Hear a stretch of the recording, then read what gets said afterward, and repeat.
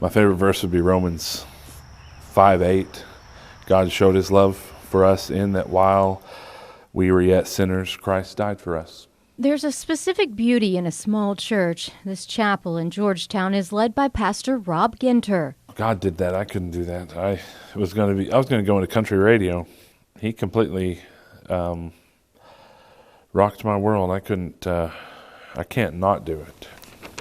As part of his mission, he and his wife always wanted to adopt. That calling would turn into one of the greatest chapters of faith in his life. Somebody knew that we were interested in adopting, and that's how we got approached with this situation.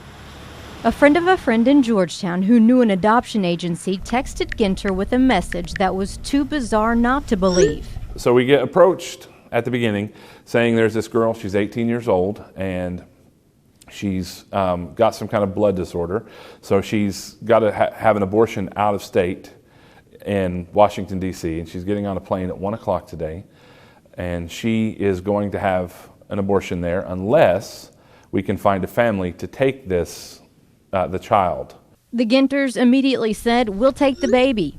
At first, the emotion of the story kind of took over, so we were like, we have to help this girl, and we want to.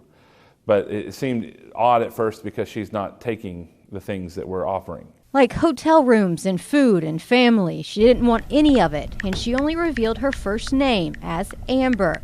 They chalked up most of that to immaturity, and after a week or so, she started opening up a little more. Said her father was a pastor, just like Ginter. And we began to talk to her and let her know things about us. We texted her pictures of us.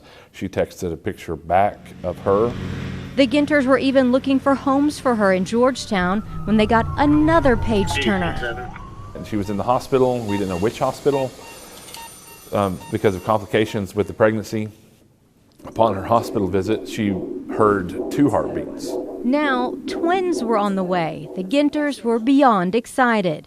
But the couple was still skeptical, and so was their family. It was actually Ginter's sister who found the woman's number on a Snapchat account. We're not going to say her name because we're not sure if she's been arrested for this scam. But the FBI wants more people to come forward. So it turns out that they target these people, and they even have people meet them at the hospital. And then people are in hospitals searching for patients that don't exist. What's the good that came out of this? So the good that came out of this is the awareness that these people actually exist. He's learned most of the time hopeful couples end up giving a lot of money to the scammer to help with their needs. Ginter says his scammer kept asking for money for a friend, and he just doesn't do that without meeting them first. The biggest collateral in it is emotional damage. The Ginters have moved on and are now fostering 2 young children they hope to adopt. Life is good for them, but they'll never forget about that life that didn't exist.